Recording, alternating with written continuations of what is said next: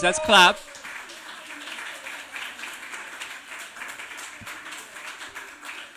Right, now everyone knows we're starting. This is a really exciting event because, as we know, St. Lucia is probably the country in the world, the landmass in the world that has produced the most great poets per capita or per square mile. I don't think either of these two will disagree with me, and we have today not one but two St. Lucian poets on stage. One of them happens to live in Canada at the moment, but while she's here in Trinidad, she's a St. Lucian poet. We are very happy to have Canisia Lubrin here with us. We are equally happy to have Kendel Hippolyte, I think at his third Bocas. But this time he's here with his new book, Wood Planting, which has just come out. I think it was launched in Barbados last week, and so this is effectively the Trinidad and Tobago launch.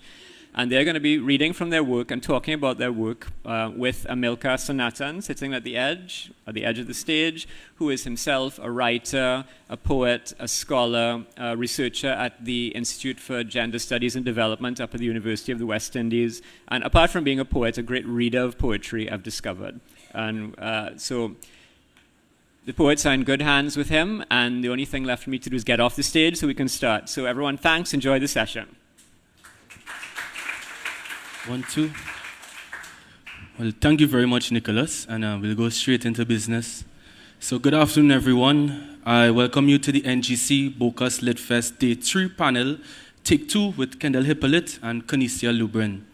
Their books are available at the booksellers in the atrium. In this session, we will explore the historical and geographic structures in their writing. Both authors, as we know, hail from the beautiful island of St. Lucia. Albeit different generations, they share very similar cultural views and about the landscape. So my name is Amilcar Sanatan. It's the easiest name to pronounce. I'm sure we all have friends named Amilcar. I'm a writer and geographer based at the University of the West Indies. For many people, geography is a subject area about big stones, volcanoes, mountains. It is, yes it is. But it's also a way we think about place, space, and time, and how that has implications for the poetic forms. And thus, it is very true that no writer can write outside of history, their sociality, or their geography. So today's session, we have a very interesting format. We really want to privilege the views and the poetry of the authors here. We'll begin by having them read from Voodoo Hypothesis and Wood Planting. Then we'll have a moderated conversation where I will be the voice of transition. And then we will return to some of their poetry, then have the brief comments matter section in the question and answer. And then we will close up and you'll eat your doubles or your pie and we'll move on to the rest of the program. So now, just before we big her up, I want to bring on Canisia Lubrin. She's a writer, editor, teacher, and critic. Frequently anthologized, her work has been translated in Spanish and Italian. She's the author of the awards-nominated poetry collection, Voodoo Hypothesis. Lubrin holds an MFA at the University of Guelph, and she teaches English and creative writing at the University of Toronto. I emailed some of my friends about you, just doing my spy work. I'm just making it public now. They said you're an amazing writer and you're very well known in the Canadian arts community. So everybody, please give her a round of applause and big up Canisia Lubrin.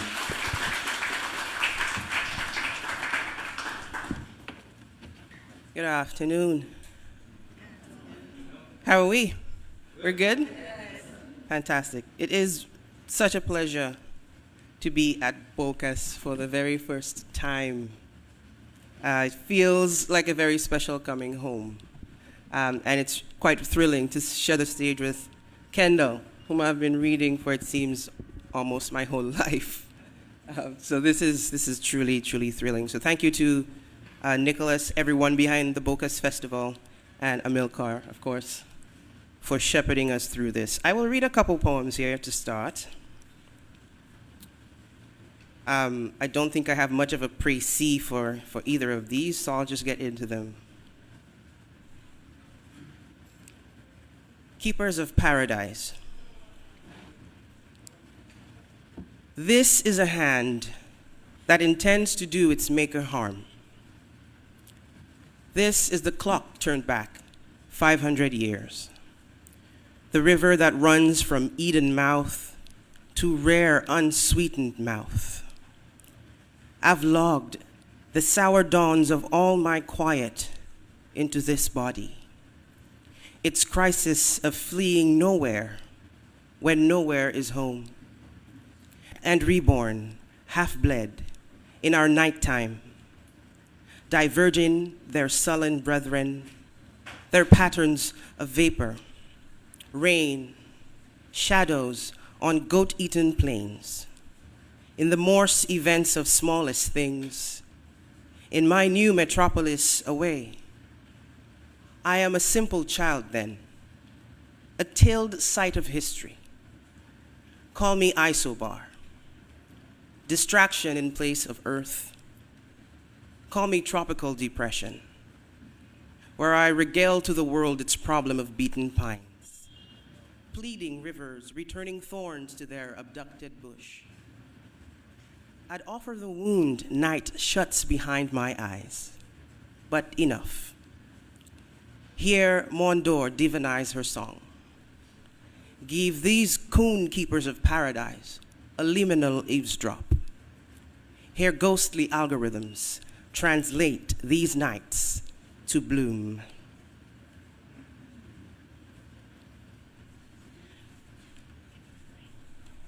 And I suppose Derek Walcott must find his way in here somehow. This poem, the epigraph, comes from Derek Walcott's The Muse of History. So it's called Children of the Archipelago. And he says, for us in the archipelago, the tribal memory is salted with the bitter memory of migration. Nursed out of miracles and half sunken in an island house that schools uneven mercies, closure's soft states, the morning after the unflawed acoustics of the tomb have been silenced. You would think we'd all gathered here for the chasing of childhood friends, to learn again the primal dance of our bodies on pomme d'amour trees, like the souring lessons of staying meek, or at least to sample the business of such prophecies, rumored rhizome of sun, streaked on horizon.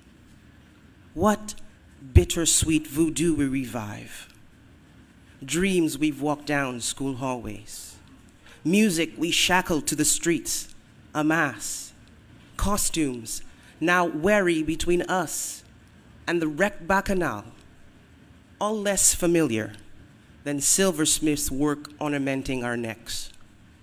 Something slipped by current from the Nile welcomes us back. Our foreign dollars stretching the tongue, big-time Mongolian road twisted to rewalk Mizi Maladi. We royal to re-remember this world, even at its most tutuni. Mama, whatever we collapse here and bind up in gray matter, let it be our own in another life, where the magic of selling nothing could hold glass in our spine and bread in our mouth, transubstances of all our doubt, inviting the universe's mothered things, like what is born and has died in its desire of the world, what we'd shout from galvanized rooftops, what we'd label dread like sapien luck. Then one morning, let us find our nakedness again in that pure sun of our dry season, where some great beast, some malfini stacking leaves in our names could make us spell the might of the Sahara, or the C word inchoate in our irises dents, without thirst or grief or figment in that straight Creole namesake. Mal fini, wrong end. But we find the balsam of the meek's green lot tempting as the place we left in waiting. It has stopped noticing our absence, of course. Our absence still the point. A place on stolen land to lay our heads as our parents pray our bad chance away. in the coal pot buttressed by the father who hugs his son and cries the Atlantic into his nape, and the mother who holds her daughter and drinks the Atlantic from her nape. 10 years pass before they have seen the ones they have not, since appearing as some evergreen law. So we return to bury or burn what is left of our departed, whose last great epitaphs cloud all evidence of skin, and what's in a name but the pirated exhausts of our departure. Such will, darling Archipelago, what cage our own small frames gather in the vast burden of mortality. Be poised then, however our shadows play our address, still on the vivarium slip discs of everywhere, on the market frail urgency of street bulb, canoe, and fire, tempest, and privilege in the work of lightning, epiphanic, these savage hymns of thunder, consoling any blessing to mud. What hurricane out there, crazed Caribbean, centuries old, still framing our manners for a plaintive 400 years, swallowing things many times the size of our earth, where we are still a grief at ease. At least this hard, precipitous thing, it is ours. Nothing we have mastered still keeps our mourning ours. Remember hanging. Remember the centrifuge of hammock and the whole life held up by one nail. Remember the hunt-bound hordes of cane, the sun-stripped banana fields that set us out for tenements that could not love us, broken or whole. Remember our bruises hid in looping dual English. We bear them, though not enough to undream our seabed trail of islands, unbrittled homes ransacked in cannibal froths of sea. We game the hour before children, rote and oxidized believers the hour after. Thank you.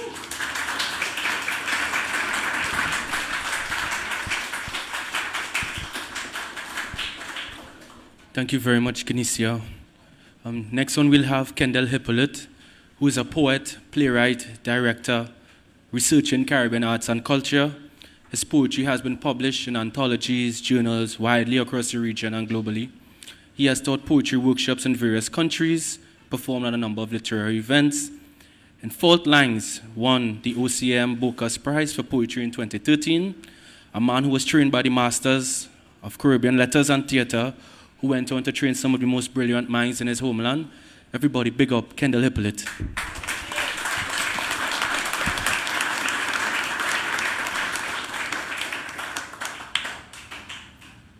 I will just let the poems speak for themselves. My second daughter, Idara, keeps telling me, shorter poems, Daddy, shorter poems. I try, it doesn't always work out. So this is a piece of a longer poem called Harp. Where the rivers of Babylon clog into vomit, curdling in the high, blind, white concrete gully, behind the salvaged wood and galvanized sheet tenement yard, I hang my harp upon a half-burned post lean out over a zinc fence corner and leave it there to dry rot, crack, split, for the strings to snap, flail, hang down like a locksman beard below a face empty of everything, so as to hurt a warning, a reminder deep into my spirit. Because even my own people did say unto me, "Oi, stop it! Nobody bring them lamentations wrong about here. You ever hear a harp play dance hall, even reggae? How you go strum militant, pensant ponso, a play so sweet, so sad? Yo, elder, rest it up." And in truth, they set my spirit wandering. Because, yes, at Jericho was ram's horns blasting, reggae guitar chopping, one drop, one chop at the foundation, bass bucking like a battering ram against gates of oppression, and Gideon boots trodding the rhythm 7 times round did make the weak heart walls to tremble and crash down. No harp that time did make one single sound.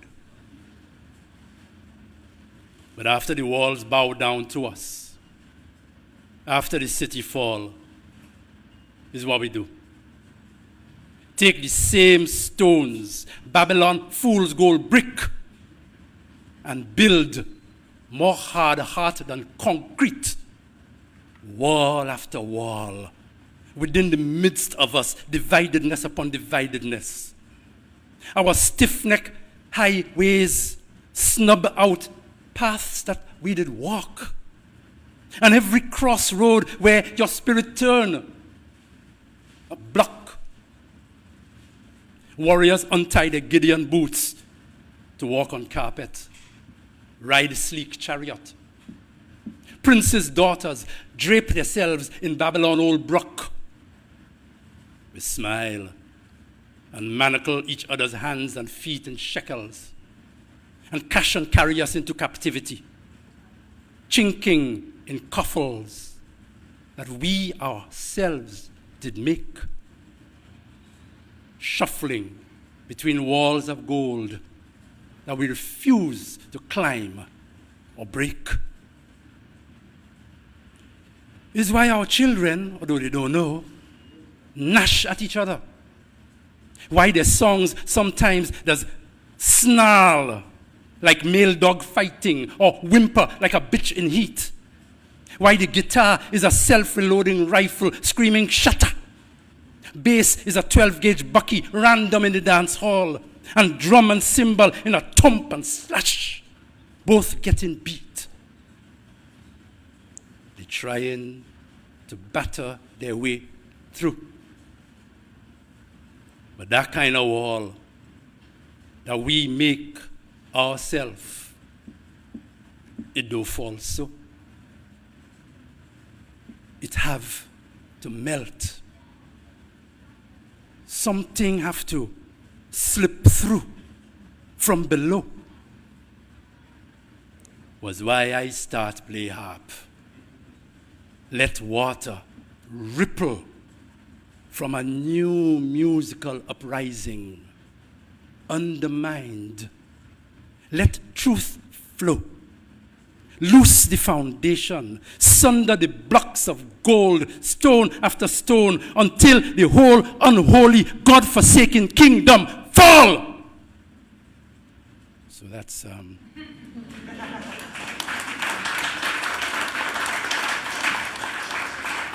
poem kind of goes on. So yeah. The other poem is called Tea. People ask me, someone asked me recently if like tea, and there's a whole set of poems there that kind of like look back to childhood. And someone raised the question of nostalgia. I don't think of these poems as nostalgic, but you know, the writer is seldom the best judge of what the things are. So let me just go. So there's a series called Domesticities. There are 6 poems. This is called Tea. As a child, watching my mother cool the tea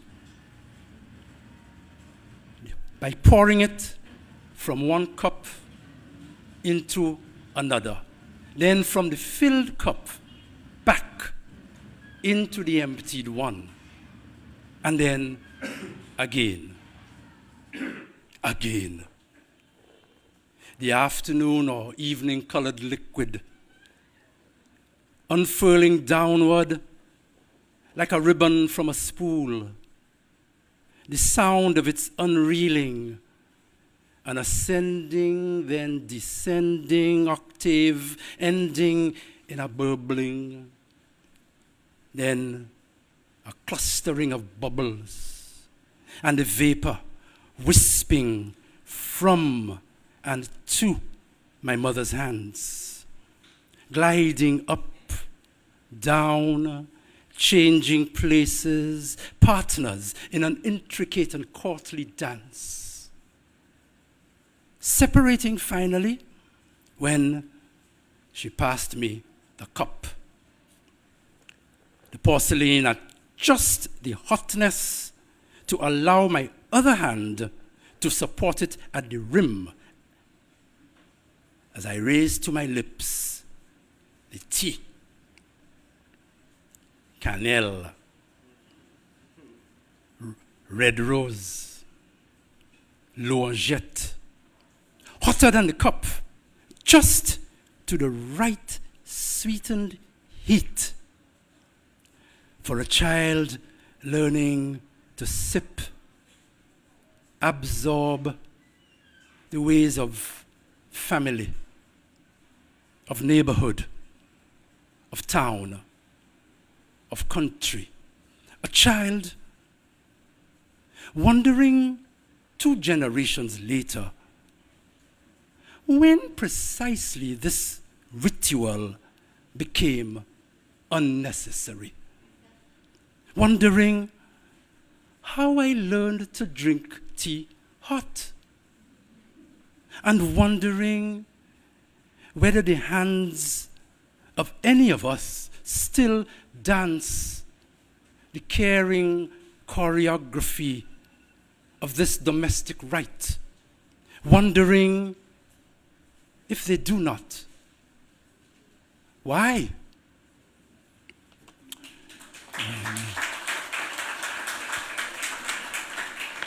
I'll jump to near the end of the book.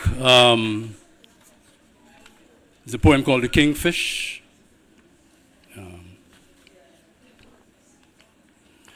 Okay. And it's part of a set of poems more to do with like spiritual quest, inner search. So, The Kingfish.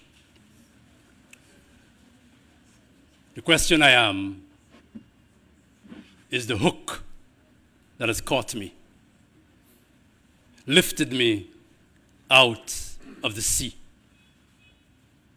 is what I thrash and flail to rid me of. And yet, the hook, the flesh, the fighting to be free are together, all joined, necessary. Straining to leap beyond the hook's haul, to reach past pain, I leave what I thought my element and feel the touch of light directly. Only a glimpse, only enough just to see who asks the question into me of what I am is who I am. And then I fall again into the unlit sea. Give thanks.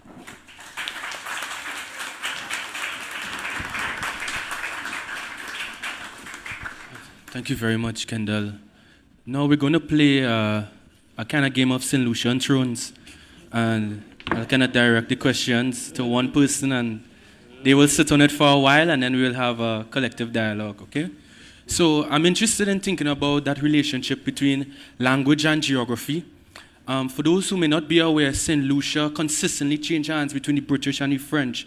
It was so vigorously fought for, it became considered the Helen of the West Indies. And therefore, the average St. Lucian has a dexterity with standard English, Creole, and also St. Lucian English. And I want to know how you make choices of language in your work, because you use like brûler instead of brûler in French, to use the Creole to talk about burn. So if you could speak to that. Well, I often say that if I were to have a superpower at all, it would be that I would like to speak every language on the planet. I don't want invisibility and super strength and whatever, right? I just want to exist in every language and all of its valences. So I think I have a deep love for language that extends beyond where I am immediately located, right? And so I'm always trying to figure out how malleable language is, how can it stretch and bend and reveal things, not just as a container of meaning, but a kind of depository of knowledges, right? So I use Creole words throughout the text because, I mean, I speak Creole fluently, and thinking of a certain history that forbade St. Lucians to speak Creole for so long, and having it be debased as the kind of, that's the language of the ignorant, the slaves, right? So don't speak it. And even when I was growing up in St. Lucia, we were still reprimanded for speaking Creole. Like even in school, we were allowed to speak Creole only on Creole Day. And all the other days be damned to some kind of English dungeon. And so I think for me what was interesting is holding the registers of both English and Creole in the text as a way of saying what does it mean to arrive at a self with a certain understanding of the self as someone who has that particular inheritance in language, and then going from there, So for me, it's really interesting, and I like to play with language in that sense. But I also didn't just sit in the language. I'm looking at disciplines as well. So what would the language of astrophysics have to tell me about the word "bouiller," to burn in Creole, right? So I think that's kind of the way I navigated it in this particular project. That's quite interesting on the arrival of the self, because I think about Jacques Roumen, the Haitian Marxist writer, and when he spoke about a zombie, when a French person translated, they put monster, and that means they ignore the entire cosmology of voodoo and the idea of someone half alive, half dead. So in translation, but I know Kendel Hippolyte will have a contrary view, because in your poem Amsterdam, you talk about translation is your twin in another language, and language introduces you to new relatives. So you have a very optimistic view of translations, and I want to know if you could speak to that as well. Yeah, it's weird because you see, I'm not even sure I'm the right person to ask about this. You see, because I begin from the standpoint, and not just in terms of St. Lucia, in terms of the Caribbean and all its different languages, those that were created there, those that were here when the outside world, so to speak, came in. I think of all of this as such a tremendous advantage. I don't think of these things as in competition or in clash or whatever. Who want to see it as clash and competition? That is their business. You see what I'm saying? But okay, so this thing I'm sitting on is in English is chair. In Creole, chair is heart. Same sound, different meaning. When you grow up in a bridge culture, two languages, and I like to pun. I make the most outrageous puns, and at carnival times, and I go out to Old Mass and I make puns and so on. When you grow up in a bridge culture with two languages, you always see the language from inside and from outside. Whichever language you're in, you can see it from the other side as well. And for me, that has always been an advantage. I don't see that as a problem. Yeah, I was one of the Creole activists who have to create the orthography. That's fine, that's great, it's wonderful. But I've never seen it as a problem. In the same way, I've never seen all the different structures in traditional English, ballad, hymn, all these kind of things. I've never seen these things as problems and oppressive forces. All these things are there for my use. I'm a jazz musician. I use anything. You understand what I'm saying? So I'm hearing all this, and at the same time I'm saying, well, yes, but there's not a problem. You'd have to take my word for it, but I don't see it as a problem. That's the simple truth. It's all there for. I'm a thief. I like to thief. I think we all of us artists. We should just thief. It's ours. It's ours. And the Caribbean in particular, this crucible of civilizations, are we making a new one? Everything is ours. Everything is ours. So. Sure. I don't know if I answered your No, question. that's but- great. yeah. Language has no owner. You want to say something, Canisia? Or we could. No, I think Kendall said plenty. You know, especially with, you know, when you're sitting in a tradition of what's considered a purist language or a vehicular language, people tend to think of that as a kind of monolith, you know? Yeah, yeah. But look what we did with English. Yeah, Look what exactly. everyone's doing with Yeah. English everywhere. We're creolizing from left, right, and center and Yeah. creating Englishes. Yeah. And creoles and patois, Yeah. right? But the English themselves have also done it too, because you see some, you know, people that have, there are people in London who will have difficulty understanding a Yorkshire man. Yeah, That's yeah, the- yes. So I'm saying, so I mean, a language is always a family.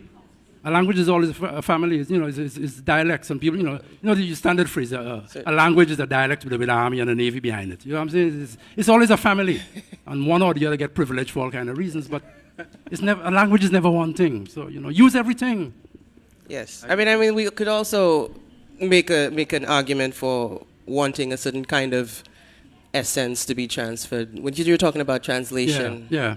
right? Certain things, well, things are just lost in translation, and there's really no way to move, you know, through the membrane that kind of separates the orthography of certain things without losing certain things. Yeah, Like, you know what I mean? yeah. There's certain things that just don't sound good in English, and in Creole, they're the funniest thing. Yeah. They have a certain balance. This is what I mean by not just a container of meaning, but a container of knowledges. There's Yeah. a certain kind of knowing that goes into a thing that is just lost when you translate it somehow, right? So, Like for us, when we say family, it's not family, you're right. relatives. Yeah.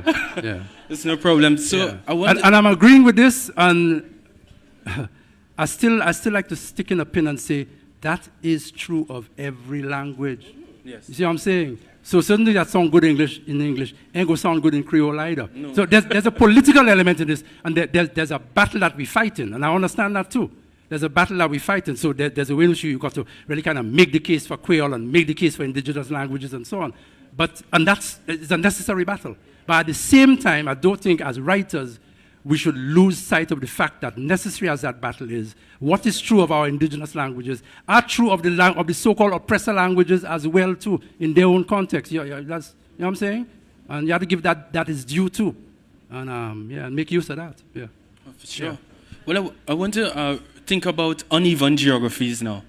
Now, I think I'm piggybacking off what you wrote, Kendall, in Crooked Basket Sonnet, and you're yearning for a less finished poem, like Crooked Like a Basket. Yeah. And I think about Caribbean people, you dress dapper for a public service interview. Right. You step in dog shit. Yeah. You do acrobatics again on the pavement. Yeah. You sit down on a maxi with dub next to somebody who you have to pop your leg for, Yeah. or a bus. All right. And in that way, the Caribbean Killing so me here, you know. uneven. When you go to New York or Toronto, you're like, wow, this is what urban planning means, right? Okay. So the idea of mobility and the poetry also has a kind of break with form and unevenness. So does uneven geography play a part in your work?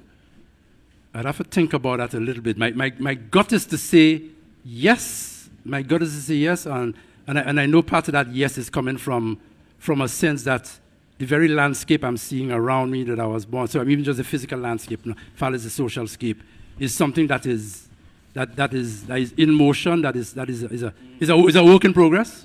It's a work in progress, and there's something both heart-rending and at the same time beautiful about seeing a work in progress, because everything is possibilities. The Caribbean to me is an enormous possibility. So, and at the same time too, and well, the converse of that is that there can be something a little off-putting or distancing about the perfected thing, the finished thing, the perfect statue and all that kind of thing. It kind of keep you at a distance, So in a way, yes, I like the idea of being part of something that is in progress, and its very unfinishedness making me understand something about it. Yeah. Is there a creative tension in your work, Canisia, with the way that you see geographies in Canada and Toronto as compared to what you may have known at home in Grizzly or Vieux Fort? Well,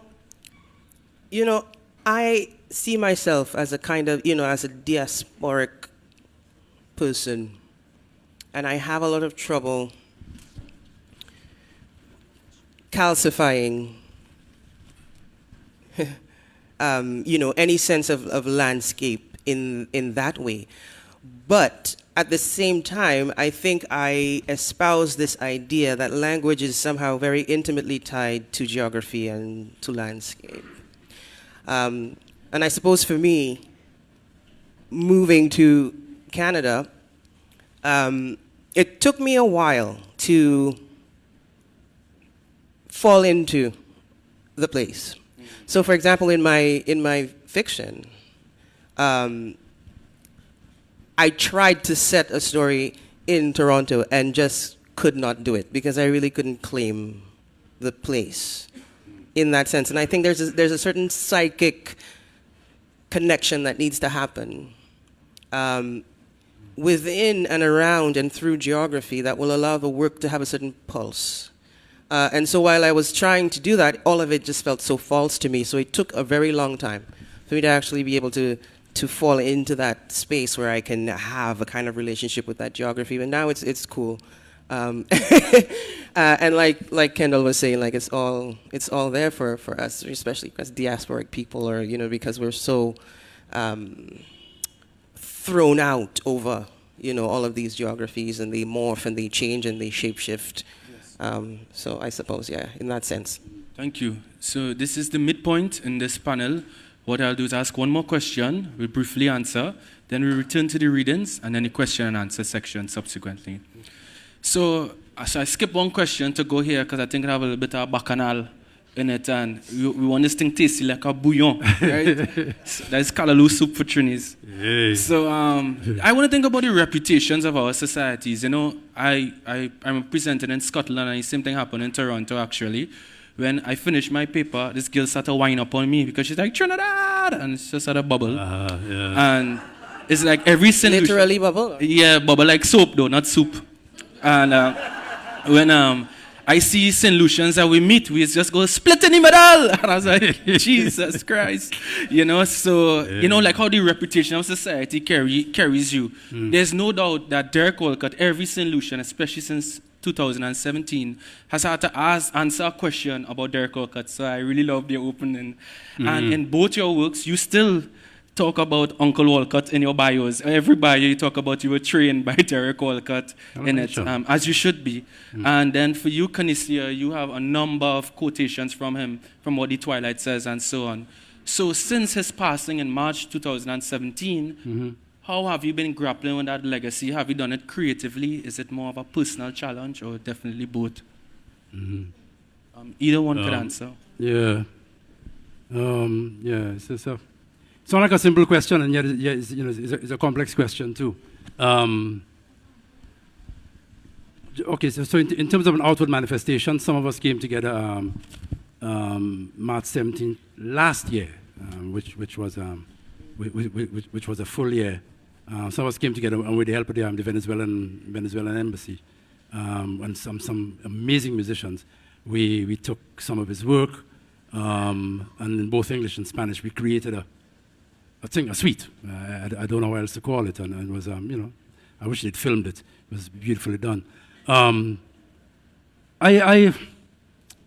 don't know. I don't know. I mean, the work is there, and as long as the work is there, but this may sound like blasphemy, but in a way, the work, the person not being physically present in a weird kind of way, maybe a half-truth, but in a weird kind of way, allows, in terms of the transmission of the work and its meaning, allows the work to be conversed about, for that kind of transmission to happen without any kind of like mixture of the force of that personality and that presence. I don't know how else to put it than that. I don't even think I'm being clear. But what I'm saying is that it hasn't felt to I like a loss.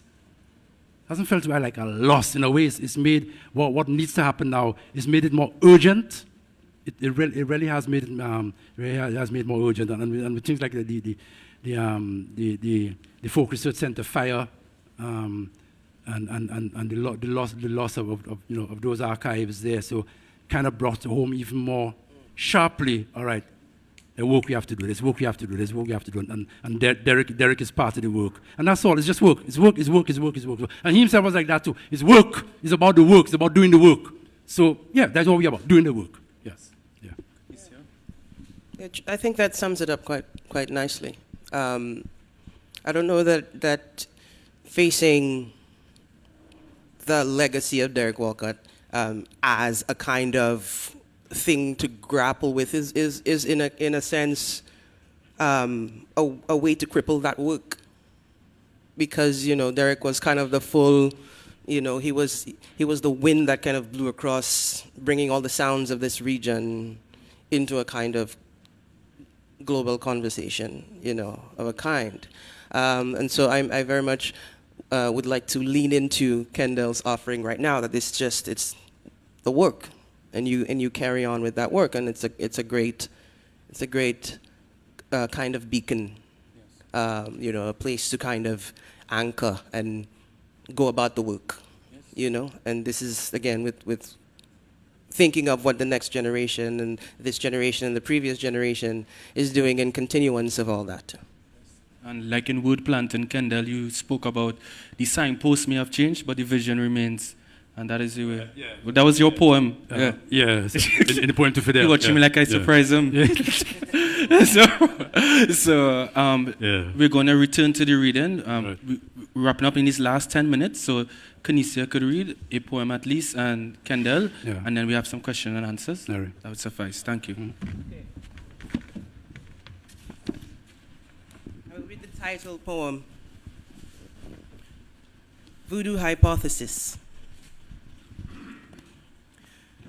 Before sight, we imagine that while they go out in search of God, we stay in and become God.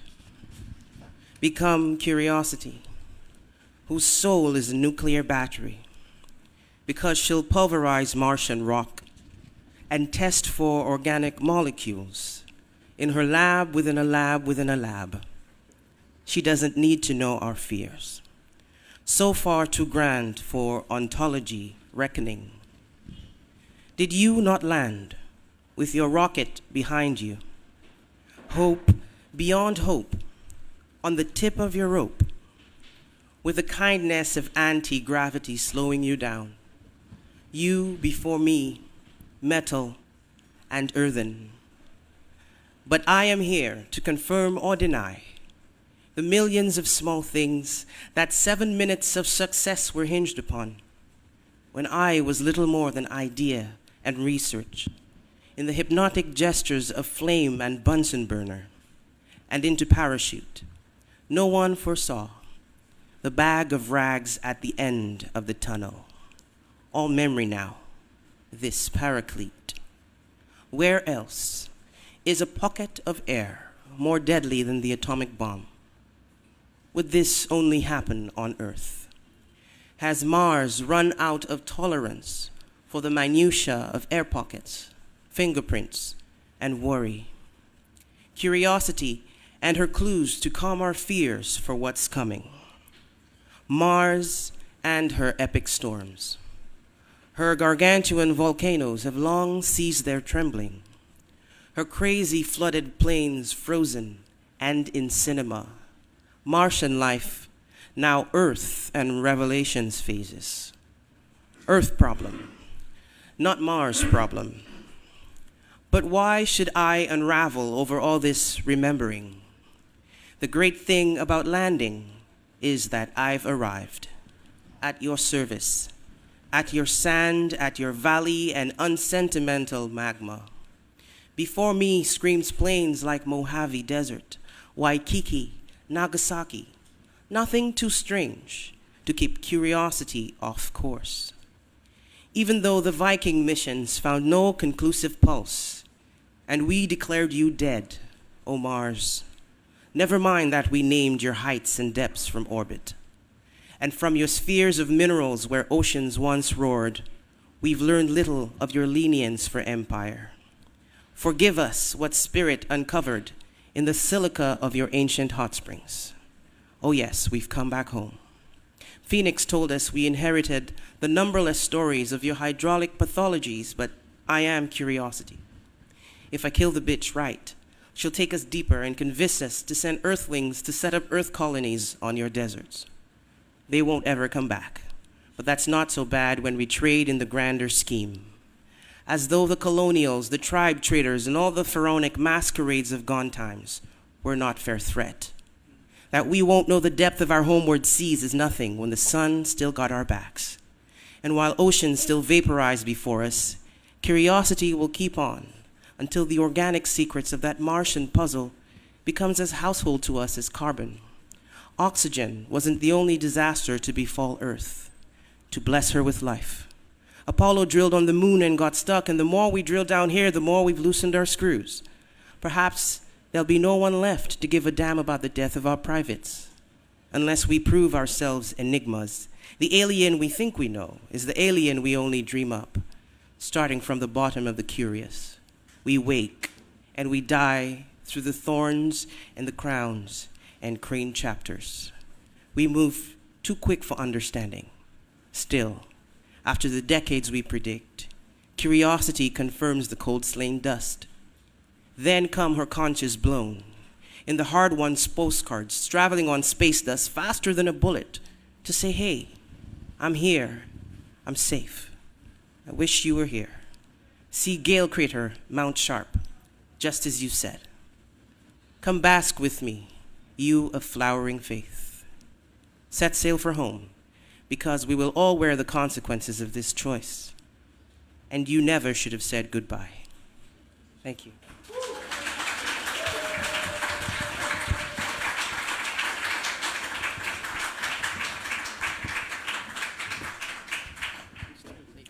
So I think both my daughter, who said shorter poems, Daddy, and Mervyn Morris will be very proud of me for this one. It's the title poem, Word Planting. This poem will soon end, and its true usefulness begin. After its last word, resolve to place with care a seed, a bulb, a branch, into a clay pot, old jug, whatever holds handfuls of dirt for onion, kale, aloe, any small green fountaining of nourishing or healing. Pour water lightly. Resolve. You will not listen to, not read again this or any other poem till your forefinger and thumb flick from themselves the last soft rubbings of soil back in a fine gratitude into earth, as all must resolve. Thanks. Thank you very much. Now, I have to apologize profusely. The transition time definitely took up the time we would have had for this panel, and therefore I won't facilitate a question and answer in the interest of not letting it happen to the next panelist that is upcoming. So I apologize to the authors in advance, but I would... but they're not relieved. They have their questions, and I hope that we could absolve their concerns in another forum. So thank you very much to the NGC Bocas Lit Festival. Please purchase the books Voodoo Hypothesis and Word Planting at the booksellers in the atrium. Stay on for Breaking Borders panel with Yuri Herrera, Diana Evans, and Nick Makoha.